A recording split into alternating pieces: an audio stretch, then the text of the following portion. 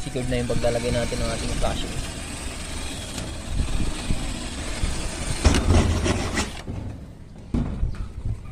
I-drill lang po natin dito sa ibabaw, pagkatapos ni-rivets natin. Ang purpose yan para hindi po umangat pagka hinangin. Tapos dun din, yan, lagyan din natin ng rivet. Tapos mga sangkay, sisilan po natin ito.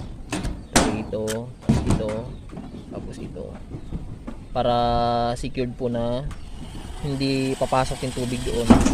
Sa kasakali ang ulan ay pag ganun po ang bagay, hindi po siya papasukin ng tubig, hindi tayo mangangamba na tutulo sa loob.